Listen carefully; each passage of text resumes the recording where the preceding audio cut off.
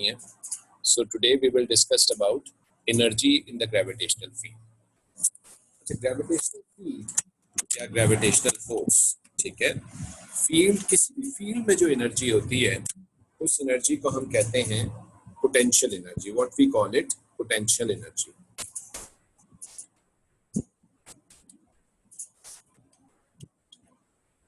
Okay, किसी भी field में जो एनर्जी होगी उसको हम क्या बोलेंगे, पोटेंशियल एनर्जी. अगर ये एनर्जी ग्रेविटेशनल फील्ड में होगी तो we call it gravitational potential energy. और अगर यही पोटेंशियल एनर्जी जो है ये इलेक्ट्रिक फील्ड में होगी तो we will call it electrical potential energy. Okay, so since this energy is in the gravitational field, so we will call it gravitational potential energy. Okay, अच्छा, ग्रेविटेशन पोटेंशियल एनर्जी की जो हमारे syllabus में equation है, that equation is U is equals to minus G m m upon R. This is the expression for gravitation potential energy. अब इसमें हमारे पास जो टर्म U है, that is simply what, gravitation potential energy. यानी U से हम gravitation potential energy को represent करेंगे. Again, what is capital G? It is a universal gravitation constant. What is this capital M? Let's say this is a planet. Let's say this is an Earth. ये आपका planet है, ठीक है. और इस planet का जो mass है वो क्या है?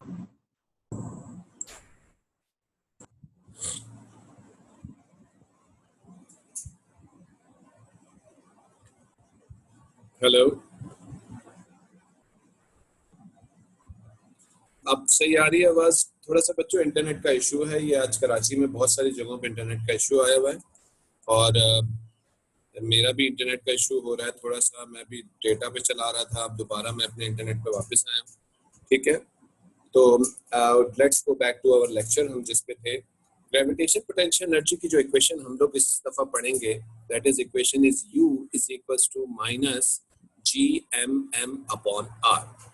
अच्छा, इसमें capital M is the mass of the planet, U is the symbol for gravitation potential energy. हमारे पास एक और मास है, let's say this is another mass, this is another object. let's say ये ऑब्जेक्ट यहाँ रखा हुआ है and it is at the separation of R. ये R की सेपरेशन के ऊपर है, ठीक है. ये R की सेपरेशन के ऊपर है and this mass is also small m. ये क्या है, हमारा ऑब्जेक्ट है, ठीक है.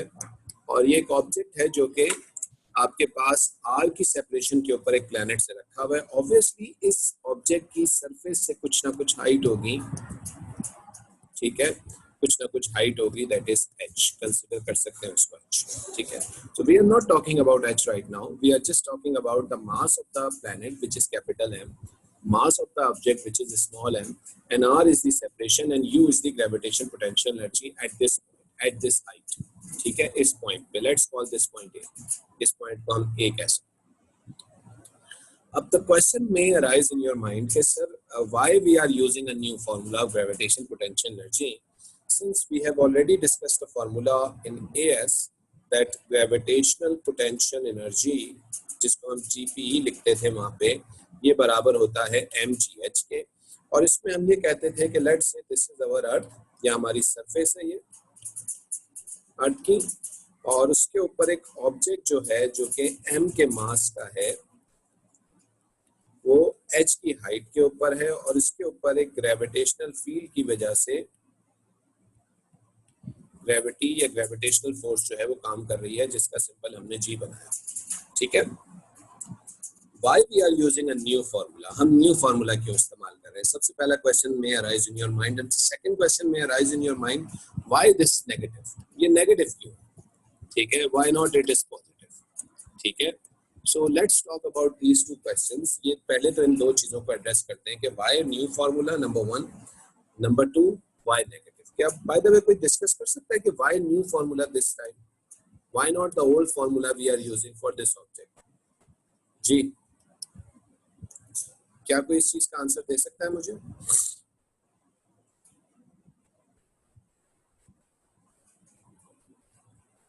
Yes, anyone? कौन कौन है क्लास में प्रेजेंट? रमला, अबू बकर, अबान, ये अबू बकर वामिद दो दो कैसे आए हुए भाई? बतूल, हसन, फातिमा, हरीम, सिनान, जवाद साहब, मरियम, नेहा, अम्मार, मुजम्मिल, शामिर, साद जफर, शुएब मोहम्मद, एडमिन। ये शुएब मोहम्मद एडमिन कौन है? सुभान, सुफियान, अच्छा जी, नबील, तैयब, तस्मिया, जैनब, यूसुफ, उमर, खालिद, जीरक, जैनब, बहुत सारे स्टूडेंट हैं। तो कोई मुझे इसका ये जवाब दे सकता है कि why we are using a new question this time? शायद स्पेस में है इसलिए। हाँ सर सर, शायद ग्रेविटेशनल फील्ड से निकल गया अर्थ की। ग्रेविटेशनल फील्ड से निकल गया, बिल्कुल सही है, ये भी हो सकती है बात। बात तुम लोग की काफी बात ठीक है, लेकिन थोड़ा सा एक पॉइंट मिस कर रहे हो तुम लोग। थोड़ा सा दिमाग पे जोर डालो कि जब हम किसी प्लेनेट की सरफेस से दूर जाएंगे तो क्या ग्रेविटेशनल फील्ड स्ट्रेंथ सेम रहेगी या चेंज हो जाएगी? चेंज हो जाएगी सर। चेंज हो जाएगी। अच्छा, बाय द वे ये जो हमारा पुराना फॉर्मूला है उसमें जी कितना लेते थे हम? 9.81, ठीक है। क्या तुम लोग कभी वहां पे ये सवाल करते थे सर यहाँ पे ग्रेविटेशन फील्ड 9.81 है, अगर मैं इतनी हाइट पे जाऊंगा तो कितनी होगी, इतनी आएगा तो इतनी होगी? नहीं, तुम हर क्वेश्चन में क्या वैल्यू लगाते थे? 9.81 लगाते थे। तो ये फॉर्मूला सिर्फ कब इस्तेमाल होता है? जब हमारे पास ग्रेविटेशनल फील्ड स्ट्रेंथ क्या रहे? कांस्टेंट रहे। This is a very important point. जब जी आपके पास क्या रहेगा? कांस्टेंट रहेगा। ये बाय द वे पूछता है वो सवाल में कि ये फॉर्मूला हम क्यों नहीं यूज कर सकते अगर एक ऑब्जेक्ट जो है वो प्लैनेट की सरफेस से इतना ऊपर है? ये क्वेश्चन पूछा जाता है पेपर में। तो why we can not use this formula can not be used because the value of gravity will not be constant, it changes due to height. जैसे जैसे हम हाइट बढ़ते जाते हैं, सेपरेशन को बढ़ाते जाते हैं, तो ग्रेविटेशनल फील्ड स्ट्रेंथ क्या होती है? कम होती जाती है। ओके, कोई क्वेश्चन किसी बच्चे को इससे पूछना है तो पूछ लो। ये पॉइंट अगर क्लियर नहीं हुआ तो मैं इसको दोबारा करता हूँ। सर ग्रेविटी कॉन्स्टेंटली डिक्रीज होती है? हाँ, एक्सपोनेंशियली डिक्रीज होती है, इनवर्स स्क्वायर से होती है, एक्सपोनेंशियल नहीं होती। जब इनवर्स स्क्वायर लॉ से डिक्रीज होती है ग्रेविटी, ठीक है। थोड़ा सा बेटा A2 में बड़ा एहतियात से वर्ड्स को यूज करना।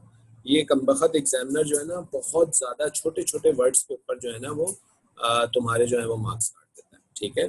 जैसे कि याद है तुम लोगों को एक कॉन्सेप्ट हमने पढ़ा था, अगर तुम लोगों को याद हो, कि ग्रेविटेशनल फील्ड लाइंस आपकी सरफेस पे क्या होती हैं? किसी भी मास के कैसी होती हैं? किस एंगल के ऊपर होती हैं? याद है? पैरेलल। परपेंडिकुलर, पैरेलल, परपेंडिकुलर हाँ जी, परपेंडिकुलर होती है। These are always perpendicular and they are intersecting at a single point. ये इंटरसेक्ट हो रही होती है सिंपल पॉइंट। तो apparently they are coming या they are emerging at a single common point which is the center of the object. Apparently, ठीक है, apparently। तो वो एक सवाल ये भी करता है, याद है मैंने बताया था कि हम एक स्फेरिकल ऑब्जेक्ट को भी पॉइंट मास क्यों कंसिडर कर सकते हैं? Because the gravitational field lines are perpendicular to the surface, ठीक है, and they are apparently intersecting at this common point. अब आपने यहाँ पे इसमें apparent का वर्ड नहीं यूज किया तो वो आपका नंबर गया। apparent का वर्ड यूज करने पे भी नंबर काटेगा वो, ठीक है। तो be very specific about words in A2। A2 में वो बहुत टेक्निकली आपकी डेफिनेशंस को, आपकी जो वर्ड्स हैं उसको चेक करता है, ठीक है। तो ग्रेविटेशनल फील्ड स्ट्रेंथ कांस्टेंट नहीं रहती, जैसे जैसे हम हाइट के ऊपर जाते जाते हैं ग्रेविटेशनल फील्ड स्ट्रेंथ डिक्रीज होती जाती है। अच्छा एक बात बताओ मुझे, ग्रेविटी कैसे बढ़ती है? ग्रेविटेशन पोटेंशियल एनर्जी कैसे बढ़ती है? जी, how do we increase gravitation potential energy according to this formula? Mass increase करके। अगर हम हाइट को इंक्रीज करें या मास को इंक्रीज करें, बिल्कुल सही है। जैसे कि लेट्स से ये एक ऑब्जेक्ट है, दिस इज सरफेस, ठीक है, ये एक हाइट के ऊपर है h1 पे, फिर इसी ऑब्जेक्ट को मैं उठा के किस साइड पे ले गया? h2 हाइट के ऊपर ले गया। बताओ h1 पे ज्यादा ग्रेविटेशन पोटेंशियल एनर्जी होगी या h2 के ऊपर? H2 के ऊपर। h2 के ऊपर, वेरी गुड, बिल्कुल सही कह रहे हो। h2 के ऊपर ज्यादा ग्रेविटेशन सीरत, h1 पे कैसे होगी बेटे? हाइट बढ़ती है तो ग्रेविटेशन पोटेंशियल एनर्जी बढ़ती है ना। जी नेहा बिल्कुल सही है, h2 के ऊपर, सही है। अच्छा बताओ मुझे, मैं इससे और ऊपर इसको ले जाऊं, H3 पे, तो और ग्रेविटेशन पोटेंशियल एनर्जी बढ़ेगी। ठीक है, अब एक आदमी जज्बाती हो गया, उसने क्या किया कि ऑब्जेक्ट को उठा के ये इतना दूर ले गया, और ये इतना दूर ले गया कि हमने इस सेपरेशन को कितना कंसिडर कर लिया, ऑलमोस्ट कितना कंसिडर कर लिया, इन्फिनिटी। यानी हम एक ऑब्जेक्ट को, हमने कहा जी ग्रेविटेशन पोटेंशियल एनर्जी बढ़ानी है एक ऑब्जेक्ट की, हमने इसकी हाइट इंक्रीज की और इंक्रीज की और इंक्रीज की, जज्बाती हो गए, हम उसको इन्फिनिटी तक ले गए। हमने कहा इन्फिनिटी तक ले जाते बहुत ग्रेविटेशन पोटेंशियल एनर्जी बढ़ जाएगी। ठीक है, लेकिन एक सवाल का जवाब दो, जब ये इन्फिनिटी सेपरेशन के ऊपर चला जाएगा तो इन्फिनिटी सेपरेशन पे ग्रेविटेशनल फील्ड स्ट्रेंथ कितनी होगी? जीरो। वेरी गुड, बिल्कुल सही, इट इज ऑलमोस्ट जीरो। ठीक है, अराउंड जीरो, वेरी गुड, शाबाश। ठीक है, तो अगर हम इसको बहुत ज्यादा हाइट के ऊपर ले जाएंगे तो वहां पे जाके इसकी ग्रेविटेशनल फील्ड स्ट्रेंथ जीरो हो जाएगी। तो इसका मतलब है कि जब हम ये फॉर्मूला लगाएंगे P = m infinity into zero, तो हमारे पास क्या आंसर आएगा? जीरो। ठीक है, तो हमने क्या सोचा, हमने कहा जी ग्रेविटेशनल फील्ड स्ट्रेंथ जो मैक्सिमम होती है, मैक्सिमम वो कहां पे होती है? वो होती है इन्फिनिटी के ऊपर, इन्फिनिटी के ऊपर। और कितनी होती है? तो आंसर है जीरो होती है। तो इसका मतलब है कि अगर हम इन्फिनिटी से नीचे की तरफ आएंगे तो ग्रेविटेशन पोटेंशियल एनर्जी कम होगी। अब बाय द वे, जीरो से नीचे वाली वैल्यूज प्लस में होंगी या माइनस के अंदर होंगी? जी माइनस में होगी, बिल्कुल सही है, वो माइनस के अंदर होगी। जब वो माइनस में होगी तो इसका मतलब है कि हमारी ग्रेविटेशन पोटेंशियल एनर्जी हमेशा किस में रहती है? नेगेटिव के अंदर रहती है। ठीक है जी, ग्रेविटेशन पोटेंशियल एनर्जी हमेशा नेगेटिव में रहती है। सर ये मिनिमम होगी ना, हम नेगेटिव को खाली इक्वेशन के साथ को सही करने के लिए लगाते हैं। हाँ बिल्कुल सही कह रहे हो। ठीक है, एक्चुअली में हम देखो एक सवाल करता है, वो ये आपसे कहता है why the gravitation potential energy is taken as negative, gravitation potential energy negative में क्यों ली जाती है? ठीक है, because it is maximum and infinity which is zero, क्योंकि ये इन्फिनिटी पे मैक्सिमम होती है और कितनी होती है? Zero. And gravitational force is always attractive, तो ग्रेविटेशनल फोर्स जब किसी ऑब्जेक्ट पे काम करता है तो वो मजीद उसको इन्फिनिटी से आगे नहीं लेके जाता, बल्कि वो उसको कहाँ लेके आता है? इन्फिनिटी से पीछे की तरफ लेके आता है। मतलब वो सेपरेशन को डिक्रीज करता है। जब वो सेपरेशन को ग्रेविटेशन फोर्स डिक्रीज करता है तो इसका मतलब है कि ग्रेविटेशन पोटेंशियल एनर्जी नेगेटिव में नहीं होगी, बल्कि किस में हो जाएगी? सॉरी, पॉजिटिव में नहीं होगी, बल्कि किस में हो जाएगी? नेगेटिव में हो जाएगी, क्योंकि जीरो से कम हो जाती है। ठीक है, तो ये 3 मार्क्स का क्वेश्चन आता है, व्हाई द ग्रेविटेशन पोटेंशियल या gravitation potential energy is in negative, because gravitation potential energy is maximum at infinity which is zero, and gravitational force is always attractive force which reduces always the separation, जो हमेशा separation को क्या करेगा? decrease करेगा। Is this point clear or not? क्या ये point सबको clear हुआ है? किसी को कुछ पूछना है इस point पे तो पूछ लीजिए। चलिए which is zero का आ गया था। देखो gravitation potential energy is maximum and infinity which is zero. ठीक है, ठीक है, मैक्सिमम इंफिनिटी पे होती है वह zero, and it is always negative due to attractive force, या gravitational force is always attractive. ठीक है, तो ग्रेविटेशनल फोर्स हमेशा अट्रैक्टिव होता है। ये जरा शायराना तरीके से इन्होंने समझाया है यहाँ पे। ग्रेविटेशनल फोर्स अट्रैक्टिव होता है तो इसका मतलब डीप आप पीछे जाके सोचें, क्योंकि वो अट्रैक्ट करेगा तो सेपरेशन कम होगी, तो वैल्यू इन्फिनिटी से हमेशा सेपरेशन की कम होती जाएगी। इस तरीके से इन्होंने समझाने की कोशिश की है। Any other questions? सर ये MGH क्यों यूज कर रहे थे? शुरू से ये MGH क्यों यूज कर रहे थे? अब आप मुझे मुजम्मिल खुद इसका आंसर दें कि MGH हम क्यों यूज करते हैं और कहाँ यूज करते हैं, ये पढ़ेंगे। ये क्या लिखा है जी मुजम्मिल साहब, कहाँ यूज करेंगे MGH? जब फील्ड में होंगे, ग्रेविटेशनल फील्ड जब में हम होंगे, ग्रेविटेशनल फील्ड में नहीं होंगे बच्चे, जब हमारी ग्रेविटेशनल फील्ड स्ट्रेंथ कांस्टेंट होगी। जब हमारी ग्रेविटेशनल फील्ड स्ट्रेंथ कांस्टेंट होगी। वेरी गुड सीरज, जब हम सीधे सरफेस पे होंगे या सरफेस से थोड़ा बहुत ऊपर जाएंगे, 100 किलोमीटर चले गए ऊपर, ठीक है, 100 भी नहीं बल्कि थोड़ा कम कर लें, 50 किलोमीटर कर लें, 50 किलोमीटर ऊपर चले गए, ठीक है, तो वहां तक हम रफली मानते हैं कि ग्रेविटेशनल फील्ड स्ट्रेंथ कांस्टेंट है, ठीक है। तो थोड़ी थोड़ी हाइट्स के ऊपर, ठीक है, जहां पे हम ग्रेविटी की वैल्यू ऑलमोस्ट कांस्टेंट मान सकते हैं, वहां पे हम ये फॉर्मूला इस्तेमाल करेंगे। लेकिन अगर हम यूनिवर्स की बात कर रहे हैं,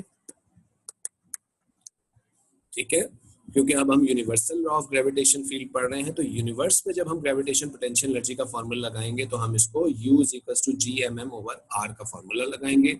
ये हमेशा माइनस में होगी, उसका रीजन ये है क्योंकि ये मैक्सिमम इंफिनिटी पे होती है और ग्रेविटेशनल फोर्स अट्रैक्टिव है, तो वो हमेशा इंफिनिटी से सेपरेशन को ऑब्जेक्ट की कम कर रही होती है, यानी क्योंकि वो वापस खींच रही होती है उसको। जी, एनी क्वेश्चंस बच्चों? जैनब बेटा कोई क्वेश्चन तो नहीं है? तैयब, शामिर, रमशा, रमला, बच्चों कोई क्वेश्चन? फरवा जी, जैनब, नेहा बेटा कोई क्वेश्चन तो नहीं है? ठीक है, तो ये सबको क्लियर हो गई ये चीज। तो एक पॉइंट हमारा बिल्कुल क्लियर हो गया कि अब इस दफा क्योंकि हम यूनिवर्सल ग्रेविटेशनल फील्ड के बारे में पढ़ रहे हैं, पूरी यूनिवर्स के बारे में, ठीक है, अर्थ की सरफेस से बहुत दूर जाने वाले हैं, तो ग्रेविटेशन पोटेंशियल एनर्जी का अब हम ये mgh का फॉर्मूला नहीं यूज करेंगे, ये वाला करेंगे और इसमें माइनस का साइन लगाएंगे क्योंकि हमारे हिसाब से gravitational potential energy maximum infinity पे होती है और उससे हम नीचे आएंगे तो हमारे पास क्या हो जाएगी, वो डिक्रीज हो जाएगी, ठीक है। अच्छा, अब एक काम करते हैं, let's define gravitation potential energy. Define gravitational potential energy, let's define that, okay।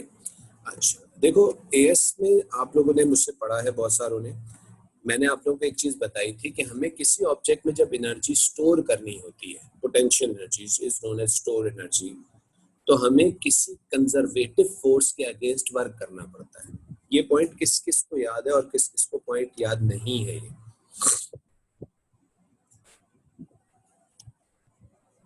क्या जिन्होंने दूसरों से भी पढ़ा है, यकीनन जो है उन्होंने ये चीज पढ़ी होगी कि जब भी हमें किसी भी ऑब्जेक्ट में ग्रेविटेशन पोटेंशियल एनर्जी या पोटेंशियल एनर्जी स्टोर करनी होती है, ठीक है, जब भी हमें किसी ऑब्जेक्ट में एनर्जी स्टोर करनी होती है तो हमें कंजर्वेटिव फोर्स के अगेंस्ट या एक फोर्स के अगेंस्ट वर्क करना पड़ता है।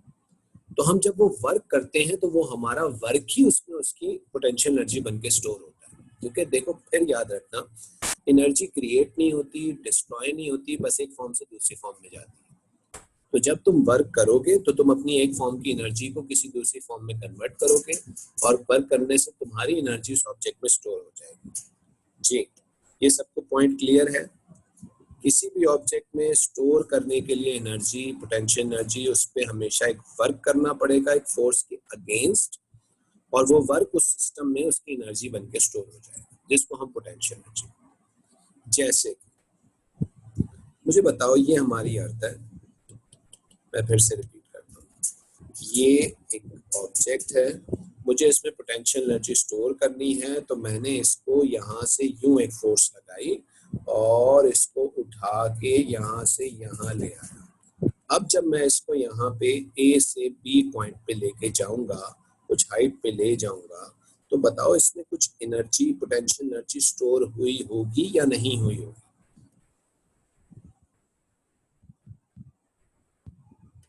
क्या इसमें कोई एनर्जी स्टोर हुई होगी?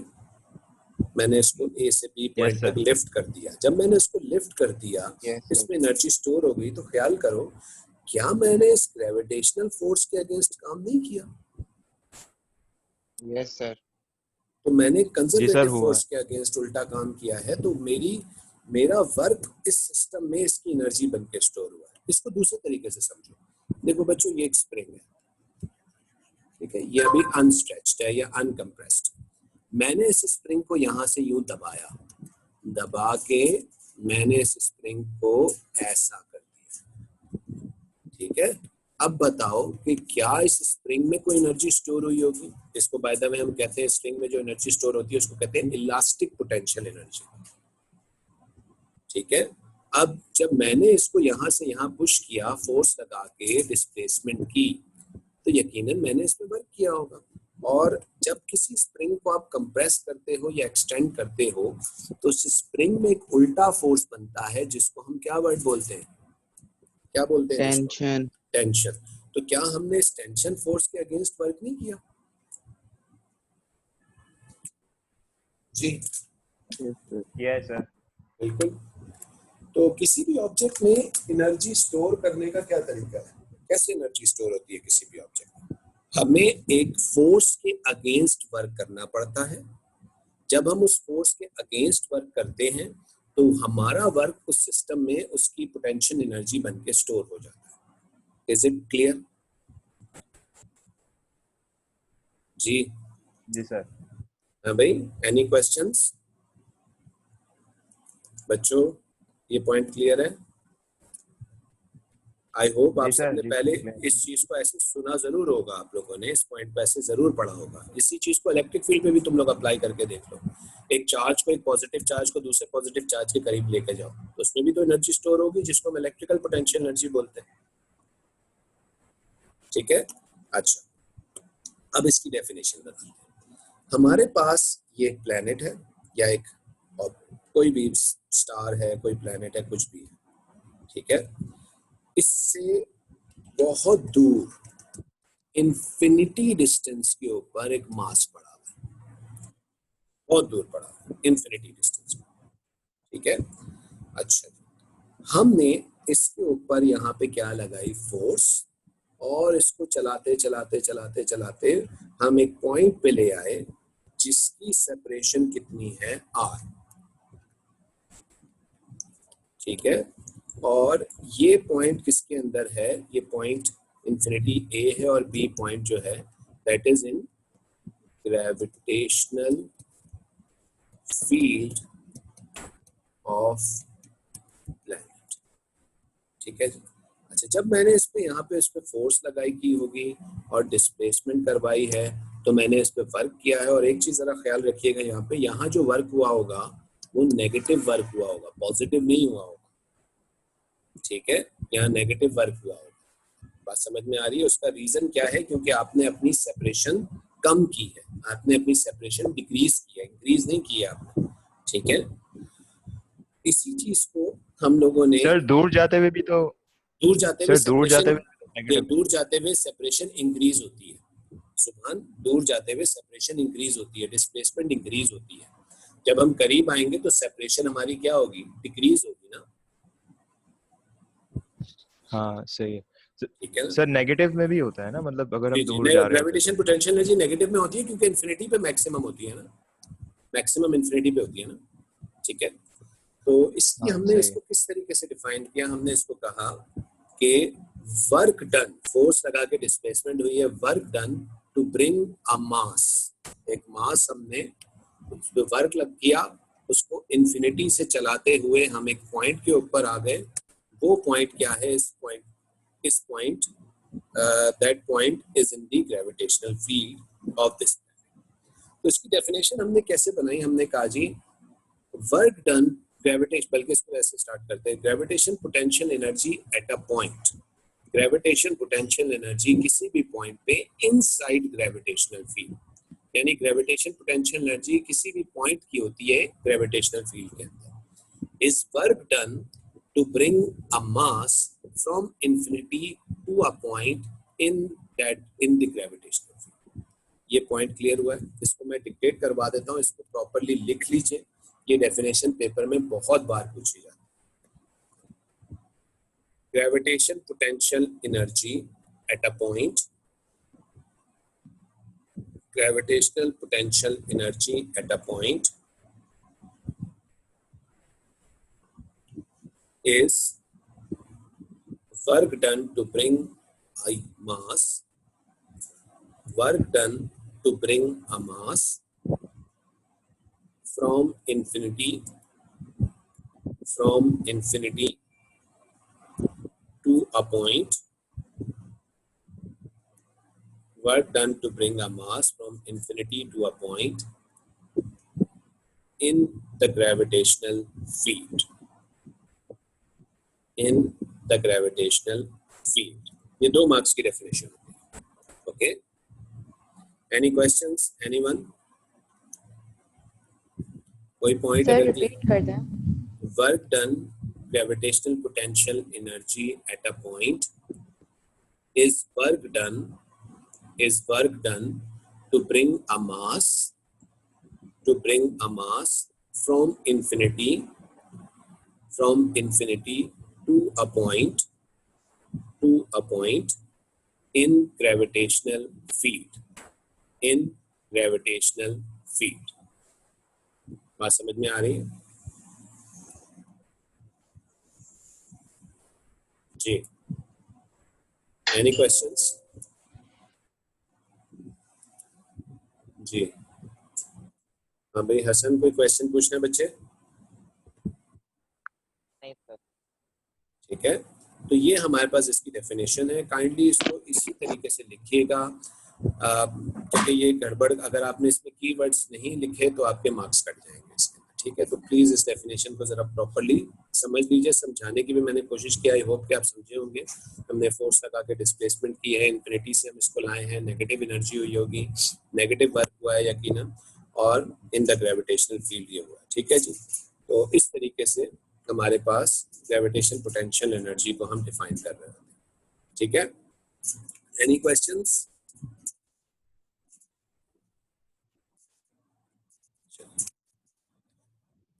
तो इसको ग्रेविटेशन पोटेंशियल एनर्जी बोलते हैं, और हमारे पास U is equals to minus G M M upon R, जिसमें m is the mass of the planet हो जाएगा, r इज द सेपरेशन हो जाएगी, और m इसका मास हो जाएगा. यानी जब हम इस मास को इस पॉइंट पे लाएंगे, इस पॉइंट पे इसकी ग्रेविटेशन पोटेंशियल एनर्जी होगी minus G M M upon R. ठीक है जी. अच्छा एक बात बताओ मुझे, क्या gravitation potential energy B point पे ये है, अगर मैं इसको फर्दर और आगे लेके आऊं, लेट्स से सी पॉइंट पे ले आऊं, तो क्या ग्रेविटेशन पोटेंशियल एनर्जी चेंज हो जाएगी या सेम रहेगी?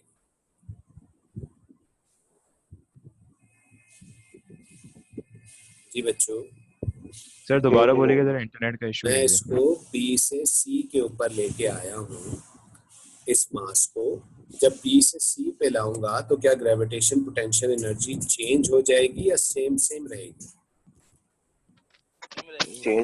ऑब्वियसली चेंज हो जाएगी सर. बिल्कुल, जैनब बिल्कुल सही कह रही है, चेंज हो जाएगी.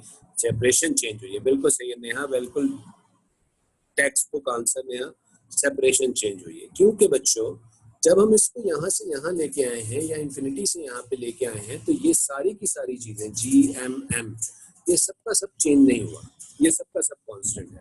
सिर्फ किस एक चीज में चेंज आया है, आर में चेंज आया है. हाँ, सेपरेशन में. यानी हम ये कह सकते हैं कि U is proportional to -1 over R. ये पॉइंट क्लियर हो रहा है? अच्छा, ये थोड़ी सी टेक्निकल बात है, ये इसलिए जरा इसको बड़े तहम्मुल से सुनना. ठीक है, एक बात बताओ, gravitation potential energy B point पे ज्यादा होगी या सी पॉइंट पे ज्यादा होगी? बी पे. वेरी गुड, बी पे. सबसे ज्यादा कहाँ पे होगी? इन्फिनिटी पे. इन्फिनिटी पे, बिल्कुल सही कह रहे हो, इन्फिनिटी पे 0 होगी. इसमें किसी को कोई क्वेश्चन? हाँ सर, इन्फिनिटी की तरफ जाते वक्त ज्यादा होगी, राइट? और इन्फिनिटी पे मैक्सिमम होगी. बिल्कुल सही कह रहे हो आप. ठीक है, अच्छा जी. अब मुझे एक सवाल का और जवाब दो. यानी इसका मतलब है कि जब हम सेपरेशन बढ़ाते हैं तो ग्रेविटेशन पोटेंशियल एनर्जी बढ़ती है, क्योंकि सी पॉइंट की सेपरेशन कम है और बी पॉइंट की सेपरेशन ज्यादा है. तभी तुम लोग कह रहे हो कि बी पे मोर है और सी पे लेस है. ये सब एग्री कर रहे हैं इस बात पे?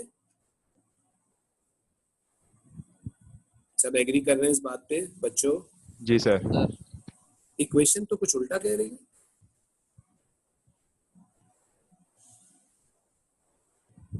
इक्वेशन तो कह रही है यू आर के इनवर्सली प्रोपोर्शनल है. हाँ भाई, नेगेटिव है, क्या कह रहे हैं मुजम्मिल भाई? नेगेटिव है। हाँ नेगेटिव है तो what does it mean by negative? पहुंचे सही जगह हो तुम बिल्कुल, अब उसको इलैबोरेट भी तो करो। नेगेटिव है तो क्या मतलब है इसका? जी हसन भाई, जैनब, तुम लोग बताओ। सर एक तरह से सेपरेशन बढ़ा नहीं रहे, सेपरेशन कम कर रहे हैं। हाँ सही कह रहे हो। देखो इसको इस तरीके से हम कहते हैं कि जब हम u बढ़ाएंगे, सॉरी r बढ़ाएंगे तो u कम होगा, u कम होगा, और u कम किस में कम होगा? नेगेटिव में कम होगा, यानी u की नेगेटिव वैल्यू कम होगी। अब by the way negative value कम होने का मतलब क्या है? कि एक्चुअली में वैल्यू बढ़ रही होगी। ये पॉइंट कुछ क्लियर हो रहा है सबको कि हमने r बढ़ाया तो u कम हुआ, लेकिन u नेगेटिव में कम हुआ। जी u नेगेटिव में कम हुआ। जैसे कि मैं इसको चलो बाय उससे समझाता हूँ। देखो यहाँ B पॉइंट पे एनर्जी थी -2.3, ठीक है, इंटू 10⁻⁶ जूल्स यहाँ पे थी। यहाँ पे जब हम पहुंचे तो हमारे पास, अच्छा सेपरेशन कम हुई है, ठीक है, सेपरेशन कम हुई है तो ग्रेविटेशन पोटेंशियल एनर्जी क्या हुई होगी? बड़ी होगी, लेकिन नेगेटिव में बड़ी होगी। यानी यहाँ पे कितनी हो गई? यहाँ हो गई -4.2 इंटू 10⁻⁶ जूल्स। जी हेलो, क्या हो गया भाई? अच्छा जी, तो B पॉइंट के ऊपर कितनी एनर्जी थी? -2.3 इंटू 10⁻⁶, और C पॉइंट पे कितनी एनर्जी है? -4.2 इंटू 10⁻⁶। लेकिन -2.3 -4.2 से बड़ा है। This is more value, this is greater value, and this is lesser value. Okay, तो ये पॉइंट को ध्यान में रखिएगा कि हम जब R को बढ़ाते हैं तो ग्रेविटेशन पोटेंशियल एनर्जी नेगेटिव में कम होती है। या एक्चुअली में एक शॉर्टकट बना लो कि जब U और -1/R है तो एक्चुअल में इसका मतलब है कि ये दोनों डायरेक्टली प्रोपोर्शनल। ऐसे कर लो इसको, ठीक है। Any questions? Otherwise we will stop over here for today. किसी को कोई क्वेश्चन करना है तो पूछ लो। एनीवन? इंटरनेट का इशू हो रहा है, जरा वीडियो ग्रुप पे भेज दिएगा। हाँ मैं भेज देता हूँ, ठीक है। अच्छा आरम, मैं बेटा दोबारा इसको क्लियर कर दूंगा। मैं वीडियो भी भेजता हूँ आपको, जो है दोबारा आ जाएगा। ऑनलाइन ही मिलेगा रिजल्ट, है ना आप लोगों को, मेरा ख्याल, ठीक है। Any questions? एनीवन? या वी विल स्टॉप हियर, ठीक है। ओके, अल्लाह हाफिज़।